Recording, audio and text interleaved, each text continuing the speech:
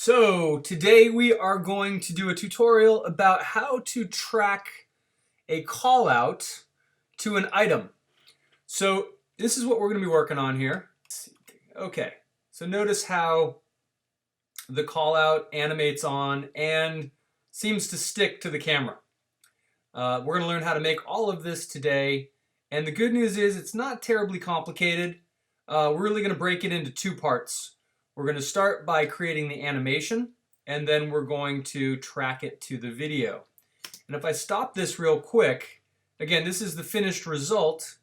You'll notice that essentially we have two layers here.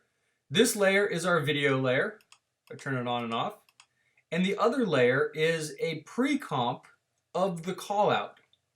Now, the nice thing about pre-composing it is that it takes all those layers and it puts them in a group together. And then when it comes time to track it to this item, it's easier to scale it up, move it around, all the things we would need to do without having to do that to each individual layer.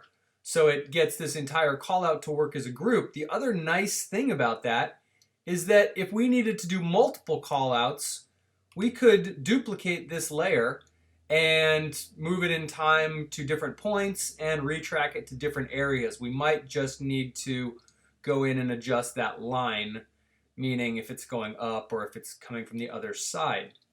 So anyways, let's go ahead and dive into this. We'll go ahead and create the callout first. Let's just take a look at what's happening in the callout and then we'll get into creating it. And let's see here. So we start off at about 15 frames. We see our line begin to grow to the right. Okay, and as that's happening, we see a line start to grow out to the left as well. Now that's two separate items. That's our box and our line. And we're going to use the trim paths option in the animate dropdown to create both the box writing itself on and the line writing itself on. As for the rest of it, this is just simply a text preset that we grabbed from our effects and presets. And there's a little light flare going on in there that I added in just to try to give it a little bit of visual interest. Thought it just made it look a little more sort of premium. Now, the one drawback to that effect is that it's expanding out past our call out. And so if I had the time, I would go in and either play with some blend modes to see if I could reduce that, or I would just have to mask the whole thing off and try to keep that effect from going beyond the lines. Right now, it doesn't bother me all that much. It happens pretty fast. In fact, if we turn on motion blur, you'll probably never even notice it. Again, now that I've mentioned it, it is kind of noticeable. It's there and there. So we'll see at the end if there's anything we can do to limit that. But we'll also talk about how we create that. So essentially, we're going to get into animating lines, using CC effects to create things like this light sweep, or I think this is light rays actually. And then we'll get into the motion tracker. So those are the three main things we're going to tackle in this project. So let's go ahead and get started. Before you get going, if you want to get this piece of video, I will show you exactly how to find it. You go to, you're going to go to, let's see here, YouTube. And you are going to search product shot video. And by typing that in, you should see this right here, shooting product videos, premiumbeat.com. Now this is about an 8-minute video. I went ahead and pulled just a few seconds of footage out of it for this example. And I'll show you how we can add that in and do all that. So let's go ahead and create a new comp. And hit the new comp icon. We're going to go ahead and run this one at 23.976 frames a second because that's what the video is shot at. You'll notice that it's defaulting to this HDTV 24. We're not actually going to work with a full true 24 frames a second because, as we know, video doesn't really play back at exactly 24 frames. So what we need to do But you'll notice if you look in here, there's no other options. You have 29.97, but no 23.97, which is what we need. And so it's an easy fix. We're going to come right down here where it says frame rate, and we're going to opt for 23.976. And now you see it switches to custom, but we're at 1920 by 1080 square pixels, 23.97, all what we want. Now the one thing we can trim is the duration. While we're here, it's defaulting to 38 seconds. I'm going to go ahead and just delete the 3 and click OK. And that's going to give me a document of roughly 8 seconds, which we probably won't even need that much. Now we can go ahead and create the call out, but since we've got the video right here, let's go ahead and trim that down, find the spot in the video we want to use, and then we'll have that as a background. Okay, so let's start by double clicking on our video. And again, if you need a refresher to import video, you can just drag it in, or you can right click and choose import. Now, if you don't have the right click option, you can hold down Control and click and get that same option. So I'm going to start by double clicking on this, and that's not actually going to add it to the comp.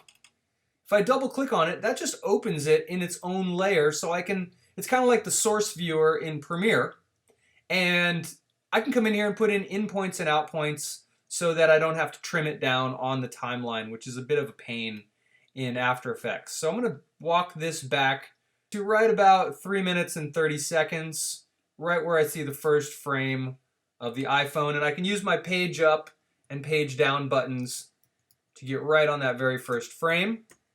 And then I'm going to click this little bracket right here. That's going to set an in point, basically removing all of that previous footage. I'll hit the play button and wait for this to end, which it does right there. And then I'll use page up to go back to that last frame, and then I'll add my out point. Okay, so that's going to save us a lot of time just doing that right there. And then I can drag this into my comp. And now I just have 6 seconds of video. So now we've got our footage. Now, in class, we just created a couple rulers. We put some markers right there and kind of built over here. You can do it that way, or you can go ahead and drag this out. It probably makes it easier to put this out on the screen and then build around it. All right, so the first thing we need to do is build our animated lines, and that's going to be a single line and a rectangle. So let's go ahead and build that single line first. Again, I'm going to jump to about half a second. So 12 frames is where I'll come in here, and I'm going to use the pen tool. So again, the key command for the pen tool is G, and really all we need to do is, now I'm going to have to set the pen tool to stroke, and I'm going to set it to 4 pixels, and I'm going to set it to white, but right now it's not giving me that option yet. But once I click, also make sure that our video clip is not selected. That's why it's not giving me that option, because it thinks that I'm going to draw a mask, and that's not what I'm going to draw. I'm going to draw a path. And so if the video is selected, it's going to make a mask. If it's not selected, watch what happens right up here when I click off. There we go. We get our fill and stroke options, because that's what we're going to do. We're going to draw a line. So I'm going to go to fill, and I'm going to click the word fill and actually turn it off by clicking the none option right there. The little white rectangle with a red line, no fill. And then I'm going to go over to stroke, and I'm going to set that to solid right here. Click OK. And again, I'm clicking on the word stroke, not the box. The box is for picking the color. The word is for deciding on the stroke style. So we'll click OK, and 4 pixels is perfect. So I'll go ahead and draw a little line here. And all you have to do to draw a line is click and click again. And there we have a line. It's a little tough to see because we have an outline over it. If I hit Shift Command H to remove the overlays, you can see there's my line. If I hit Shift Command H again, it brings back my overlays. So we're not going to animate that yet. We'll go ahead and draw this all out. But I want to give that line probably about, well, let's see. So I can go ahead right now and create my rectangle, and then we'll play around with the keyframes and the animation. So for the rectangle, I want it the same, 4 pixels.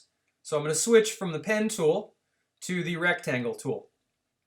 And I'm going to set my mouse right there and build out a rectangle from there. And again, I can always adjust the size later. And I'm going to, oops, you know what?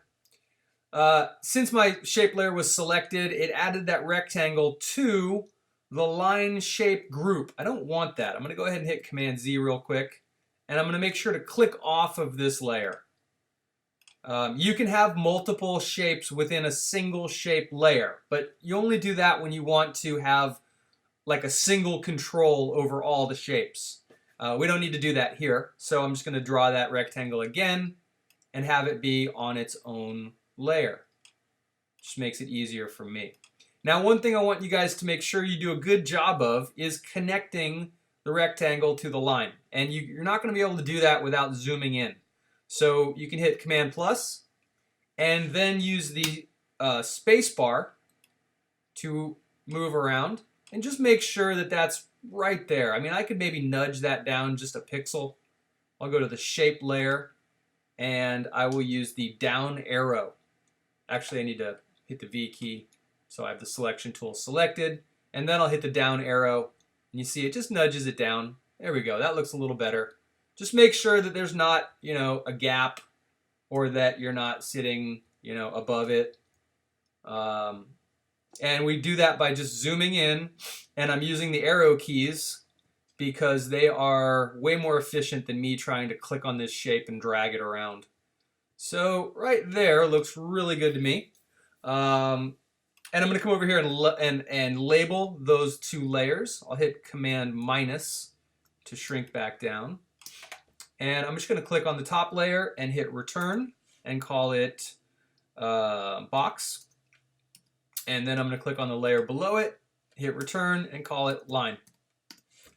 So now we get to the fun part, which is going to be animating these on. We'll track it all at the end, but we'll go ahead and work on the animation. Now, first thing we need to do is kind of think about our motion design here and where do we want this to come from, which direction do we want it to go, and what I decided on was that I wanted it growing from here to the camera, but I didn't want to wait for this line to finish drawing before the box starts to draw on, because then it just becomes cumbersome and slow, and we want it to kind of happen smooth and fast, but not lightning fast, because then it just feels strange. So this is what we're going to do. We're going to use the trim paths option because that's what these are. These are paths. There's no fill. And we are going to animate these on using the start, end, and the offset setting. We've seen these before with the text animations that we did. So let's go ahead and hop in and take a look. I'll turn off the video layer for now. I'll even turn off the box while we just focus on animating the line. So I'm going to hit the drop down for the line, and I am going to go over to this add option and click that drop down.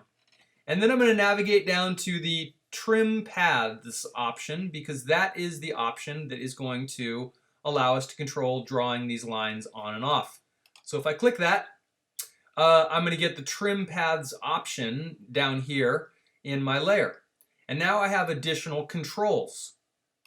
So you'll see we have start, end, and offset, and trim multiple shapes. We don't need to worry about that.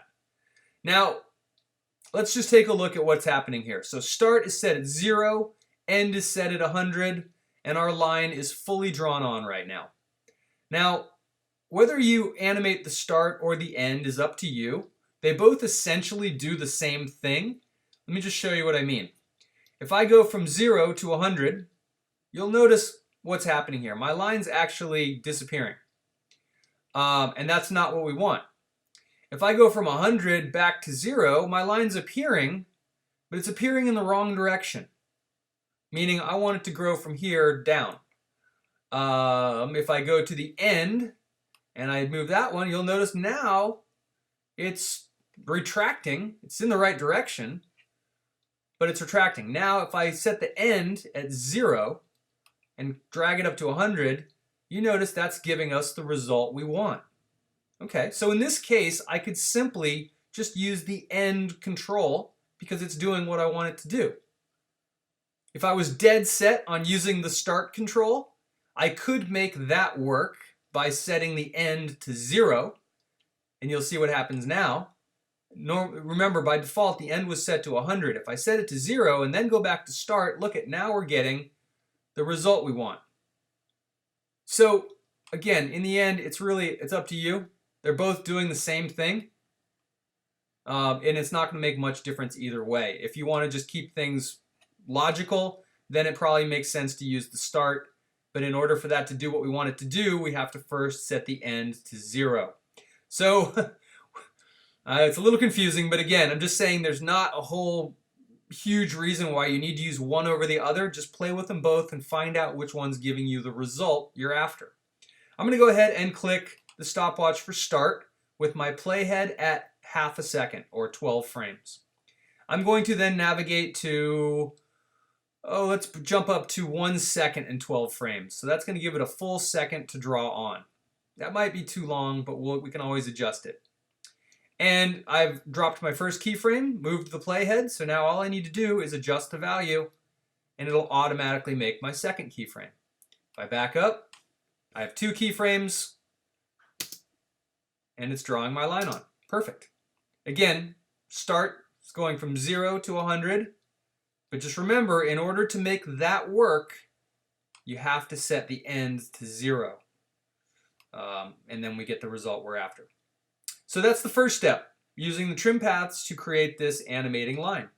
And again, that will work with any line, any shape, any stroke of a rectangle. You can draw it on by using trim paths. Now, let's go ahead and go up to our box. Now this is going to be a little different because we're going to need to use the offset setting for this one. I've already done this, and you'll see what I'm talking about. So if you want to, you can hit the U key to keep track of where your keyframes are. Select both layers. But we know that the line finishes drawing on at 1 second, 12 frames. Well, I don't want to wait for the line to finish before I start drawing the box on. So I'm going to go ahead and set it back to 1 second. And I might even go earlier. I might even have them both kind of come on at the same time. Good news is I can play with it, see what I like, see how it looks. So in order to animate the box, we're going to go over to Box, hit the drop down, and navigate to the Add option, and then head down to Trim Paths. By clicking that, it gives me the Trim Paths animation control to trim paths. All right, so if we drop this one down, and again, the first thing I always recommend is just come in here and start moving things around and seeing what happens. It's not always super intuitive, and sometimes you need to just see what the results are going to be. So if I grab the start and I drag it to 100, you see that it is removing my line, which I don't want. So just like the last one, I'm going to set the end to 0, and then I can set the start to 0, and then you'll see that it animates on. But there's an issue. And the issue is that I want it to start right there. But it's actually starting up in that upper corner. So that's where we're going to use offset. Offset control right down here just defines at what point on this path the animation will begin. And right now it begins up there, which is not where I want it. So I'm going to use the offset control right here and just slide it. You can see, watch what happens here. See it moving? And there we go. Now that looks pretty good at 36. Let's zoom in just to make sure. Again, in class I think I set it at 35.5 because I saw that little pixel sticking up right there. And I thought, man, it'd be better not to have that. And so I think I went 35.5 and hit return. And that actually is making it worse. So let's try 36.5 and hit return. And that's a little bit too far. Interesting. Let's try 36.3. Or better yet, 36.2. There we go. Perfect. So you see that sometimes getting in there and adding a fraction or a 0.2 decimal point will give you better results. So don't be afraid to do that. You don't have to work in whole numbers if it's not giving you what you're looking for. All right, so now if I peel back to start, you see that it starts essentially right where the line that we drew earlier ends. Okay, so now we're getting the results we're after because we offset it by roughly 30%. Okay, so got a spinning wheel here. I'll give that a second. All right, and I'm going to back this up and click the stopwatch. I'm going to move this forward to 2.5 seconds. So I'm going to give the box 2.5 seconds to grow on, and then I'm going to run the start all the way around. And there we have our first keyframe and our second keyframe. Now if I zoom out, you see that we have this. Okay, now looking at that, I don't really like how that line comes out by itself and nothing's happening there with the box. And then we see the box start to draw on. This has already gotten so long and this is just starting. So I think I want to move the keyframe for the box animation back in time. Move it back to here, almost so that they're about an even length at that point. That means that they're going to grow on in a more sort of symmetrical feel. Maybe even move it back a little bit more. It doesn't necessarily have to happen at the same time, but looking at it now, I think I do want them to happen at the same time. And then we get this. Yeah, I like that better. I don't mind that it takes the box a little longer to draw on. That's okay, because if I had them both going at the same speed, I think the box would be too fast. It's not bad, but in this case, I'll give it an extra half a second, and it looks pretty good. Okay, so that's the hard part. Well, not particularly hard, but that's a new thing that we haven't done yet, and man, the things you can accomplish with trim paths is incredible. You can make just about anything draw on, and you can also set these as track mats and use them to make other things draw on, but we'll get into that later. Okay, now that we have our box done, we're going to add in some text, and we're also going to add in a fill that sort of just fades on. We're not really going to animate it, drawing on, or anything like that, so let's go ahead and take care of the fill right now. And again, you can hit the U key if you want to keep an eye on your keyframes. I'm thinking I'll have the fill start fading on, maybe right about there, so that by the time it fades on, that box is finished drawing. I have a rollerball mouse. It's got a little ring that zooms in and out, which is kind of convenient, but sometimes I hit it by accident. Okay, so now I need a fill for that box. And what I'm going to do is take this box and hit Command D to duplicate it. But here's the thing. We've animated this box, and we're not going to animate the fill. We're just going to fade it. I mean, we're going to animate it, but using transparency, not using the rangefinder. So we need to, since we duplicated this box, we need to go down and delete the rangefinder, the trim paths, off of what is going to be our fill. So box number 2, just duplicate box number 1 by hitting Command D, and then go down to Trim Paths, select it, and hit Delete.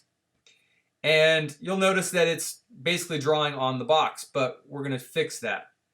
Because again, it's a duplicate of the box underneath it. So what we're going to do is we're going to go up to Fill and Stroke and reverse them for box number 2. Let's go ahead and click on it, hit Return, and title it Fill. So for the fill box, that's just going to fill in the area created by the other box, we don't need a stroke. So we'll click Stroke and turn it off. But we do need a fill. And notice that now the stroke is back to what we had. We'll go back to Fill, and we'll hit Solid Color. And who knows, maybe using a gradient for this might be kind of cool. A linear gradient maybe that's kind of going top down might have a cool effect. But for now, we'll just stick with a solid color. And I'm not going to use this at full opacity because it's just a little obnoxious, but you could. All right, so we've just created the fill. So now it's just a question of animating it. And again, what I like to do is click on the line and then hold down Shift and then go up to Fill to select all of them. And then hit the U key, and that way I can see where all my keyframes are. And again, thinking right about here would be a good time to start to fade this fill layer up. So in order to fade it up, we're going to hit T. We're going to select the fill layer. We're going to hit T for opacity. There's our opacity control. And at this point, I want it at 0. So I'm going to drag it down to 0 at that point in time. I'm going to add a keyframe. And then I'm going to move the playhead to the end to where the box finishes. And I'm going to bump it up to about 20%, 18 or 20. Again, just enough to give it a little color, but not super bright and flashy. And, you know, maybe something like gray might be a little more sort of in line with the Apple look. Definitely a possibility. But, you know, you can pick whatever color you want. I'm not requiring a specific color. Yeah, gray might actually work good since it's sort of a gray phone, maybe a dark gray. It gives it just a little bit of contrast from the black background. Makes it pop out a little more. Again, pick whatever color you like. And now we have this. Lines draw on, color fades in. Not bad. I don't want the color to get there before the line. That looks good. In fact, I could even conceivably maybe move the fade out just a little bit past the box and see how that looks. Yeah, I like that. Again, but I'm just gonna, yeah, for now I'm gonna leave it right there. Okay, so we've got our box, we've got our line, and we've got our fill. 3 layers, all using, you know, the fill's just using transparency, and the box and the line are using the trim paths animation. Now we need to create some text and add our little effect, and this is how we're going to do that. We're going to hit Command T for our text tool, and there it is right there. If for any reason if you hit Command T a second time, you'll get the horizontal text tool. So if I hit Command T, let's see here, and click again, Command T. It's basically what I mean is that it's going to toggle between these two tools. So if you end up getting the vertical text tool and it's not what you're looking for, just click Command T again and it'll toggle you back to the regular one. All right, so let's type on some text here. I'm going to type on newly designed, and then that's all I'm going to do for now. I'll duplicate that in a second for the second line of text, but let's go ahead and get that one squared away first. So if I switch back to the selection tool, now I can drag this around and notice that it's a little bit tall and not quite wide enough to fit my box. I could center it, but then it just kind of begs the question, well, why don't you just make a box that fits the right size? And in this case, we're just going to make the text fit the box. So for this one, I'm going to use Helvetica New, but instead of condensed bold, I'm going to set it to ultralight. There we go. Looks kind of modern. I'm going to leave the font size where it is. And notice that I also have all caps selected. That's a really easy way to turn everything into caps. So if you want to see which one looks better, you can check that out. You can toggle it on and off. So what I need to do is make this fit. And the way I'm going to do that is using the scale control. If I come down to the newly designed text right there, delete that layer. Newly designed text layer, and I hit S. Right now I have a scale control, which is basically going to do this, which is not what I want it to do right now. If I scale it up to fit, it's going to take up the whole box. So what I really want to do is leave it right about there, but I'm going to unlock, actually I can leave it at 100%. Let's see, 100. I'm going to unlock this lock right here. That controls the, it keeps the X and Y growing together. And in this case, I want to stretch it and shrink it. So I want control of those two. I want independent control of the X and Y scale values.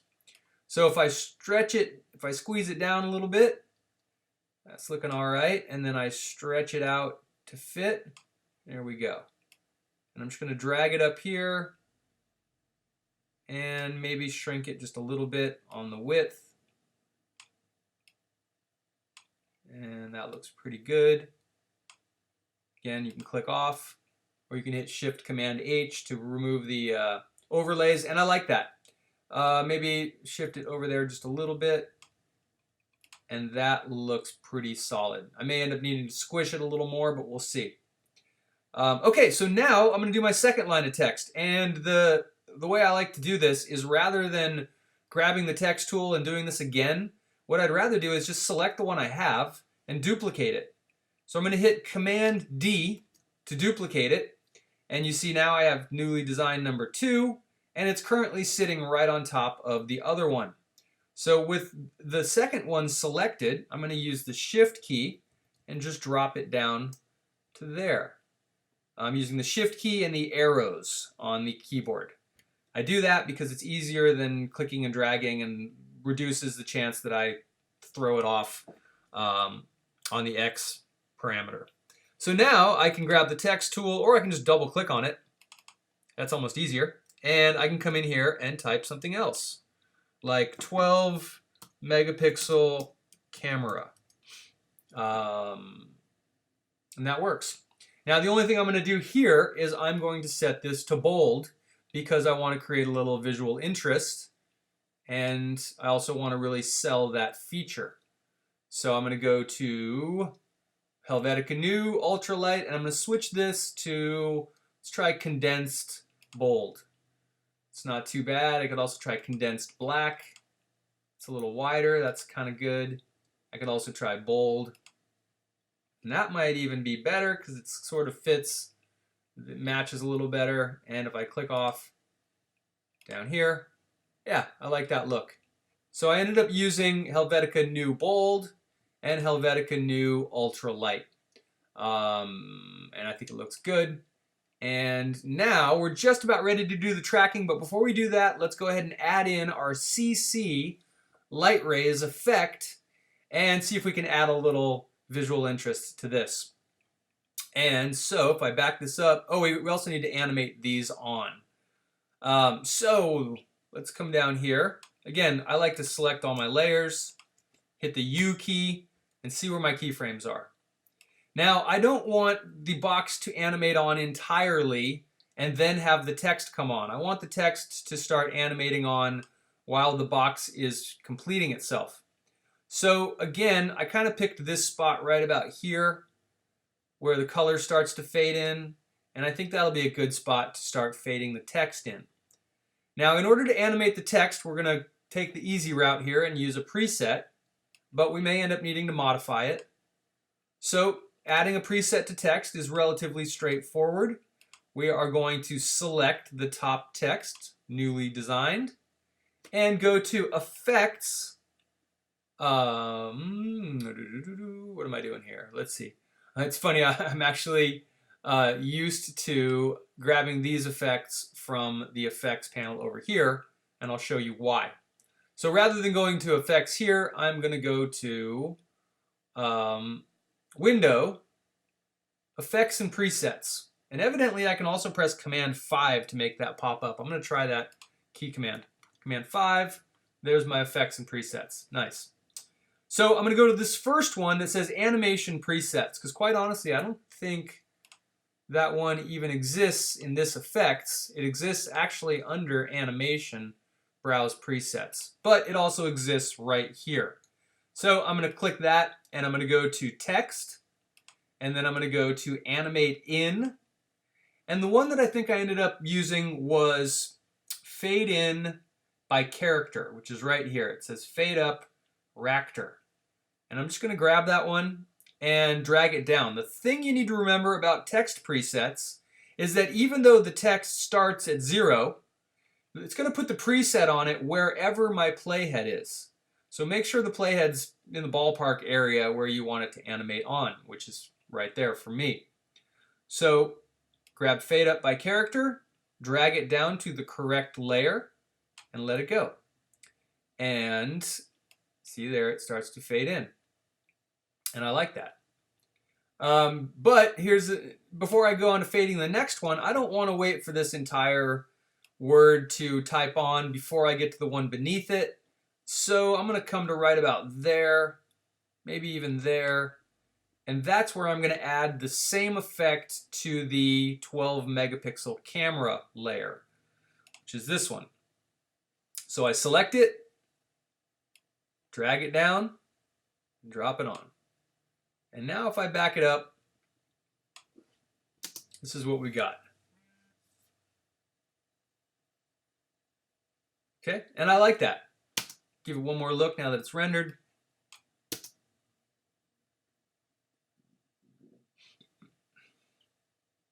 It's cool. It kind of draws everything on, and then you kind of sort of sit and wait for that 12 megapixel camera to type on, and that really kind of pulls your brain towards that selling point, that call out point. So that looks pretty good. Again, I'll look at it one more time just to make sure. I feel like the text could come on a little bit quicker.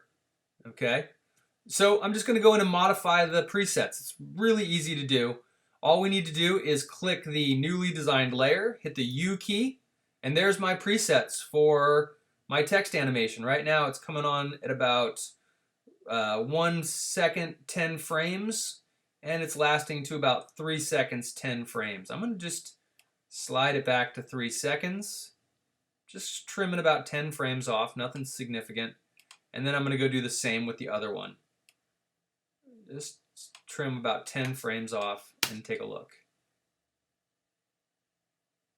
There you go. I don't want to feel like I'm waiting for it to type on. Okay, now, before we move on, let's go ahead and do what we need to do, and that is select all of our layers, not the background layer, but all of our animated layers, hit the U key, and then click and drag a box out over all your keyframes. And that will select all of the keyframes. And then we're going to hit FN F9.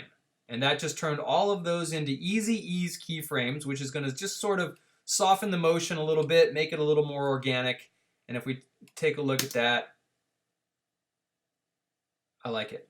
You see how it slows down as it's finishing the lineup right there?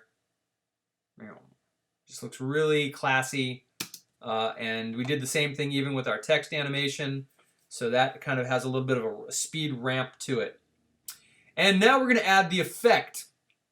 So let's see, we probably want the effect to start sweeping maybe right about there. Again, we can play with it if we want to play with the timing. But let's go ahead and get it on there. And then we will figure out the timing.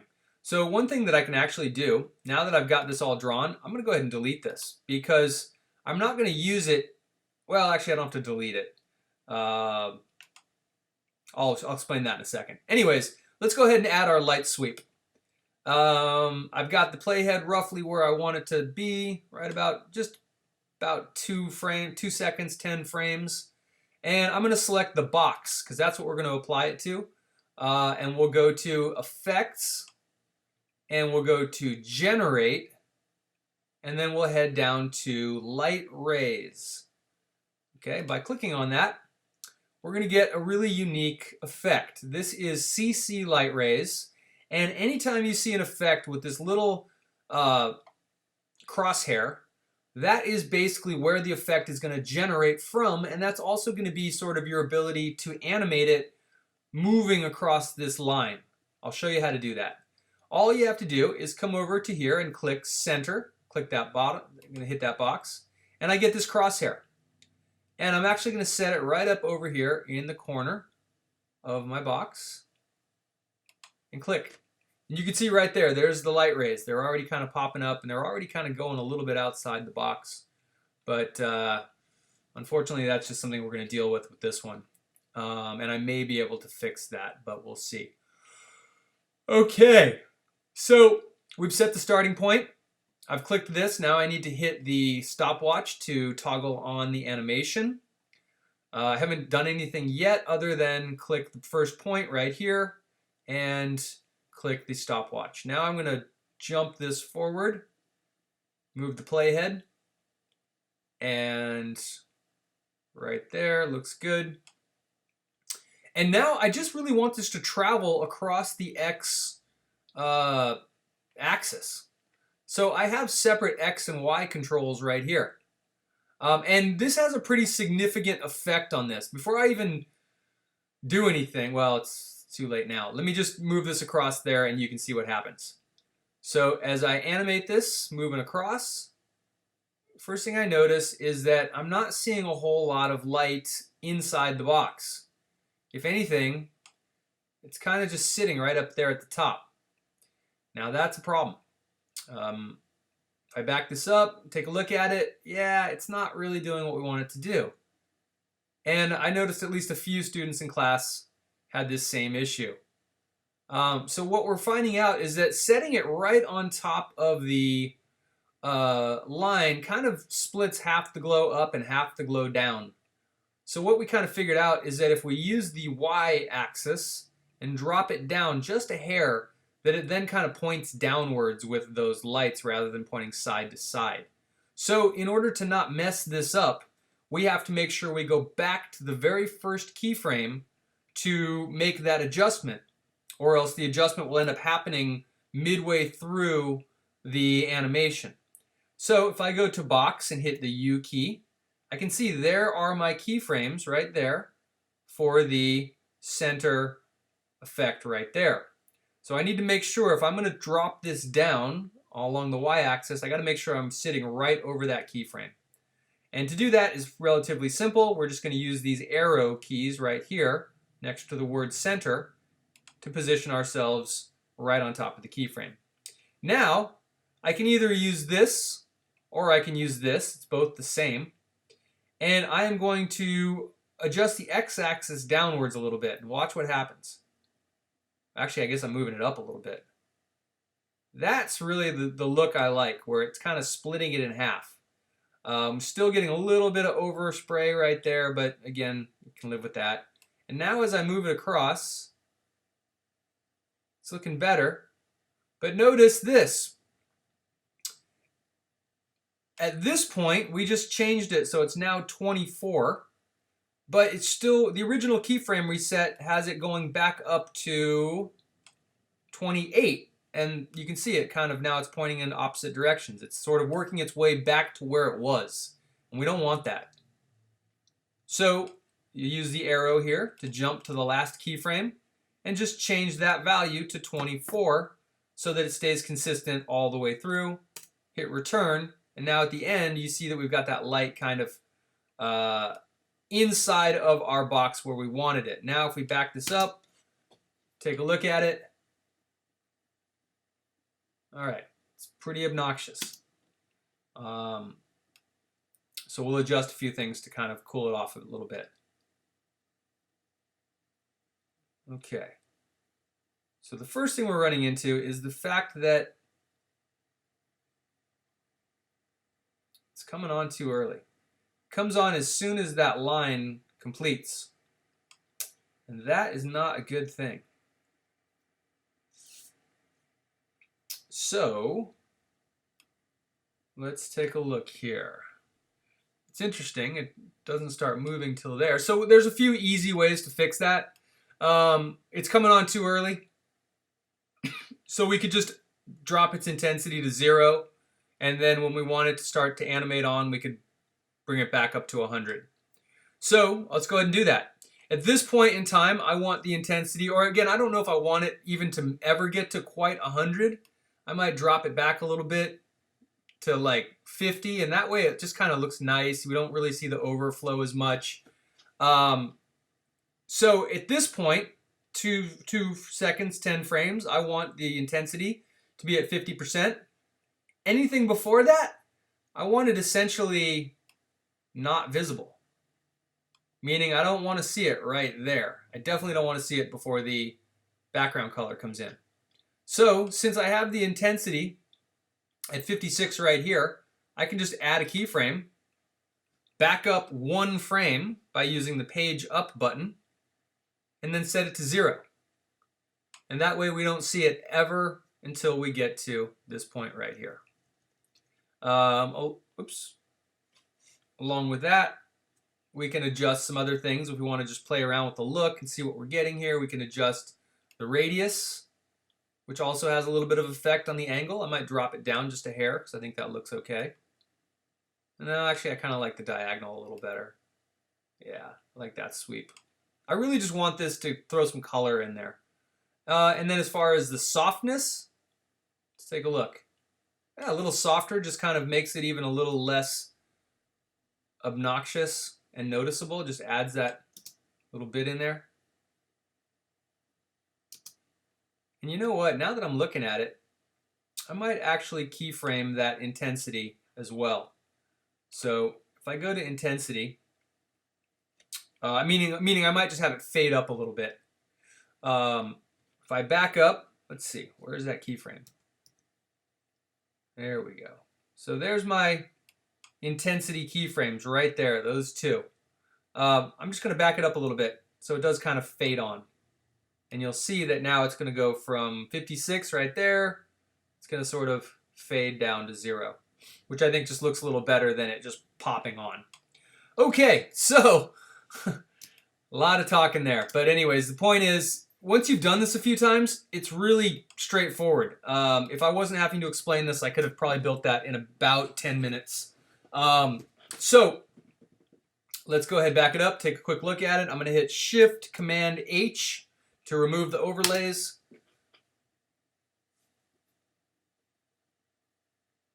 I like it. Okay, looks good. So now we have to track it. So here's the thing. We want this call out to act as its own piece, meaning we don't want to have to move all 5 layers. We want to be able to just drag this whole thing around as a solid group right here. So I'm going to select all the layers except my background video. I'm going to click on the bottom one, click on the top one, holding down Shift. That selects all of them. And then we need to pre-compose those layers. And to pre-compose those layers, we just right-click on them and choose Pre-compose. And that's going to essentially put them in a group. Watch what happens to the timeline when I click this. So first off, we're going to get a warning that's going to say, new composition name. We'll call this call out, because that's what it is. And that way, if we ever want to use this in another project, we can just copy and paste it out of this project into another project. And you'll see there's 2 options here. Leave all attributes in comp 2. That's the main comp we're dealing with right here. And we definitely don't want to do that. The whole point is to put them into a new comp called callout. So we want to make sure this is checked. And as far as adjusting comp duration and all that, we don't need to worry about either of these either. So just make sure that's checked, which it will be, and click OK. Now you can see that we've got our video layer and our callout layer. And notice the callout is all on one layer now. I can hit the P key and I can move this guy around.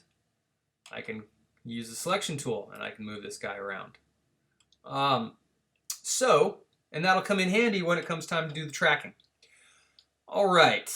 So, and of course, with pre-comps, if you ever need to get in there and adjust anything, meaning let's say I use this again, but later in time, and I want it to say something different, all you have to do is, I could duplicate this and go inside of it by just double clicking on it and change this text to say something else and re-angle the line to a different direction.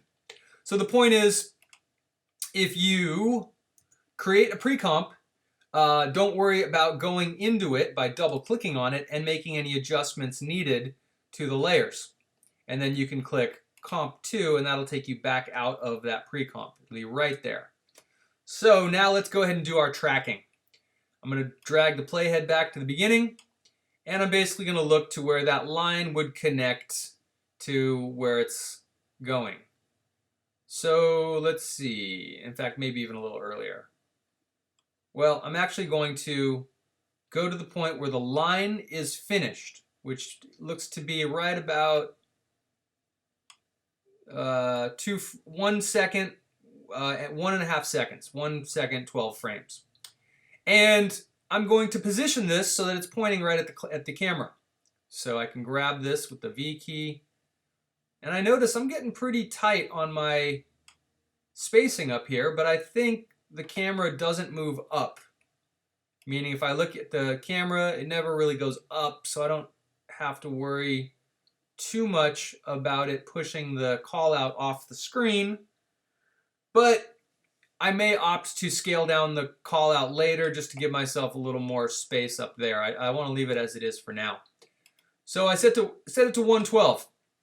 And I'm going to position the call out using the position parameter or using the selection tool right so that the edge is kind of right on the camera right there, let's say. And the next thing I'm going to do is look at the image, try to figure out where I would get the best results tracking. And one thing that I'm noticing is that I have this really nice high contrast point right there. White point in a black background is going to make that a really solid point to track to. This blue lens might be a little too close to the color of the black, and that might cause the tracker to slip. So I'm not going to use that. And that's going to mean I'm going to have to do a little bit of fine-tuning at the end, but it's super minor, and you'll see. So let's go ahead and track our call out to this video. So the first thing we want to do is actually track the point on the video itself, and then we'll attach the call out to it. And if that's confusing, just follow along and you'll see how it all works out. It's pretty straightforward. There's only a couple steps to make a track.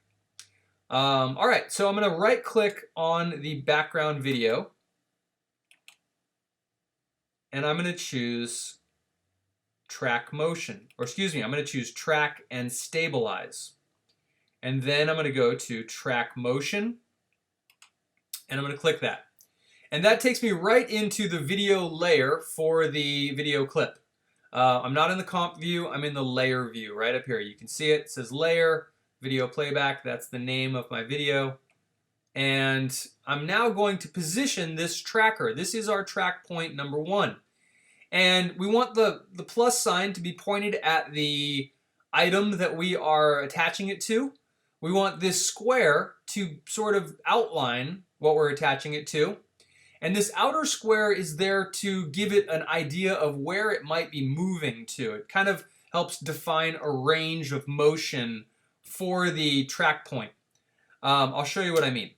I'm hitting the space bar right now as I drag this up. And I'm kind of clicking in the middle because you'll see it. You can kind of pull it apart. See how sometimes if you grab the outside, it does that. Sometimes if you click right on the plus sign, it pulls it right out of the tracker. So this can be a little annoying. So usually dragging inside the small box, right? Like clicking right there allows you to drag it around. And notice it's not taking the plus sign with me right now. But if I let go, I can drag it over. All right. And now I'm going to zoom in a little bit, and I'm going to stretch out my range box. Again, I'm not too worried about the range box because I know this is such a high contrast point. It shouldn't have any trouble tracking. But sometimes if you have a track point that gets covered for a second or is moving fast, you will need to use this range box to help After Effects track the subject. Meaning that if it's moving right to left, you would maybe move it down and stretch it out a little bit to kind of show that it's going right to left. In this case, I know that I'm going to get good results by just framing this around the white circle, having that in the middle. Maybe I could even tighten that up just a bit.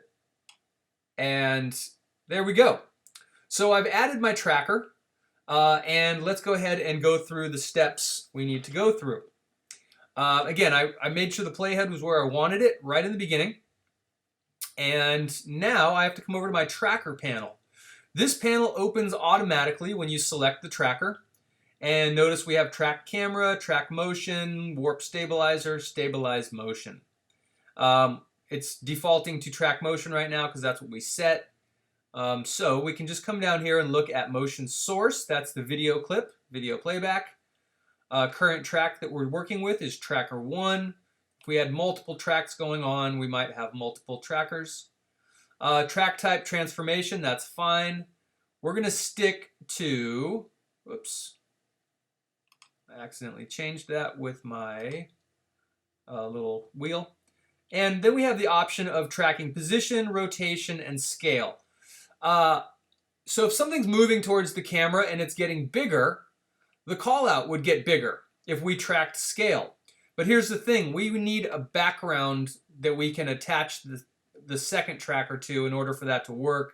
So let's just focus on what we're doing right now. We're just going to track position. And then if we come down to here, we have edit target. That would just, if we had multiple layers and it wasn't sure which one we wanted to attach to this track, we could go to edit target and we'd see the different layers. But since we only have one other layer, it's defaulting to call out one, which basically means it knows that we want to attach the call out to the video. But like I said, if there was 20 different call outs, we might come in here and choose specifically which one we want to track at this point in time. It might not default to the correct one, but with only 2 layers, we're fine. So we can click OK. Essentially, the point is you don't really need to do anything in this tracker window above the Analyze option. Now I want to analyze this forward, and I'm going to shrink this down a little bit so you guys can see what's happening here. Let's go ahead and click the Forward Analyze button. It's basically the play button, the solid triangle, and we'll click OK. And you see the track point appears to be tracking really well.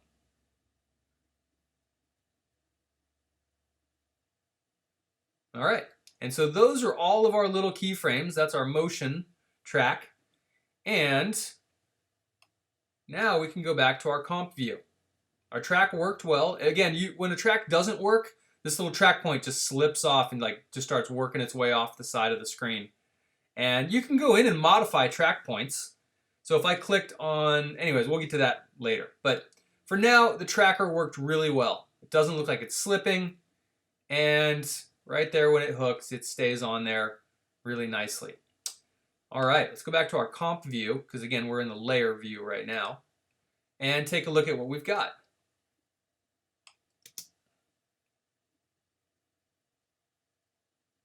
Okie doke. So as we notice right now, nothing is happening.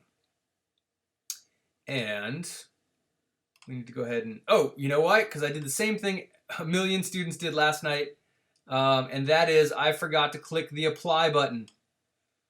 So I have to do it again. Let's see. Oh, no, I can go right here. Let's take a look. Are they still there? Nope. So I forgot a crucial step, and that is this. I'm going to go ahead and track this one more time. Analyze forward. Worked great.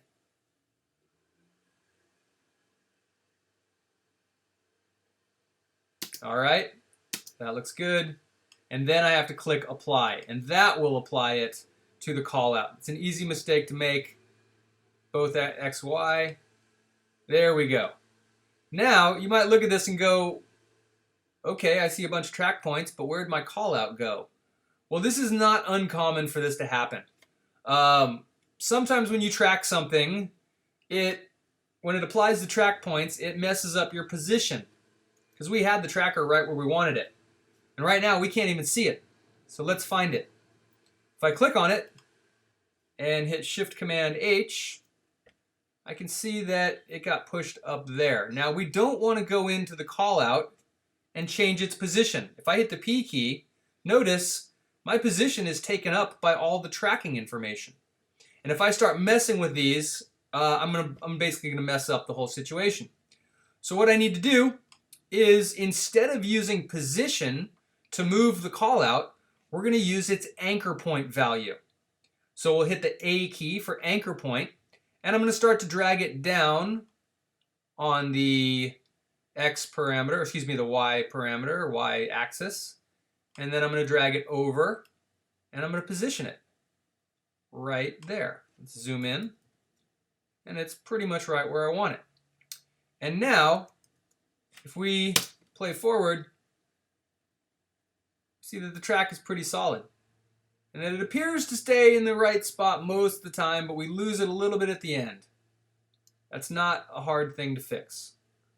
Looks good right there. It's a little loose right there. And the reason is, it's totally explainable. The reason is that we're not tracking the camera. We're tracking this little dot. And as the camera starts to, I'm going to hit Shift Command H. As the camera starts to dip backwards, you can see that, right there, they're kind of even. But as he dips the camera backwards, the camera kind of moves back while the point stays in the same spot. So we just need to give this tracker a little bit of help. And we're actually going to do that by keyframing the anchor point value. I know this feels overly complicated, but it's just a series of simple steps that you have to follow. Again, if we had tracked right to the camera lens, this would have stayed right on there and we wouldn't have to do this. But like I said, I wasn't comfortable with that being so close to the color of the camera. Plus the lighting kind of changes on it. So here's an easy fix for our situation.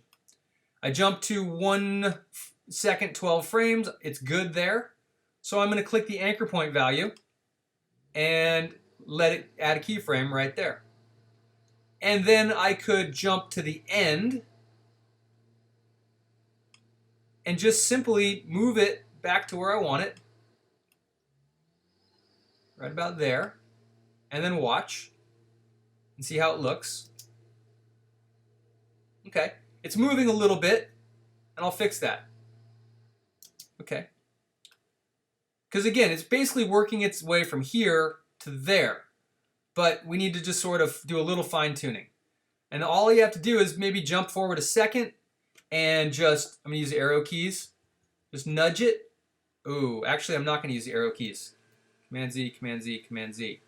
The reason I'm not going to use the arrow keys is because those are going to adjust its position.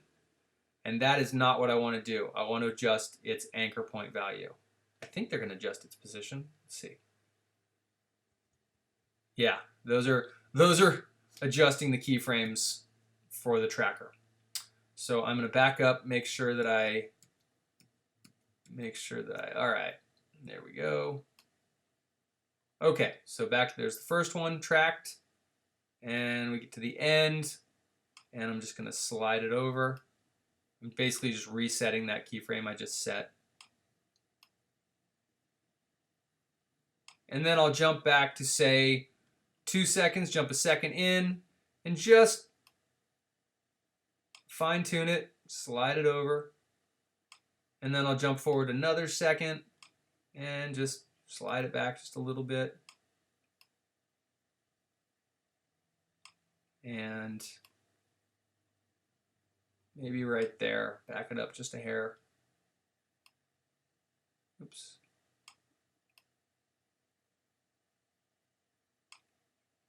And it's good all the way to the end. Okay, so now if we look at it, stays nice and tracked, points to where we want it to point, even though the camera bends back and is kind of moving backwards in space. So again, I just added a couple keyframes just to clean up the track a little bit, because again, we were tracked to this and we wanted it to point to this. So even though it stayed tracked to this the whole time, the pointer wasn't always pointing exactly where we wanted it.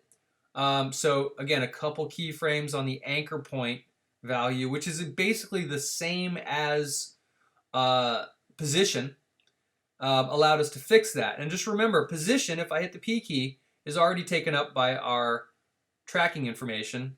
So anchor point becomes our new position control when you're tracking. Let's go ahead and, there we go, back that up to there. And that's really all we're going to do here. I can go ahead and shorten my pre-comp to there. I can shorten my overall comp and then just right click and choose trim comp to work area. And now this is what we have. Let's go full screen, center it, and hit spacebar.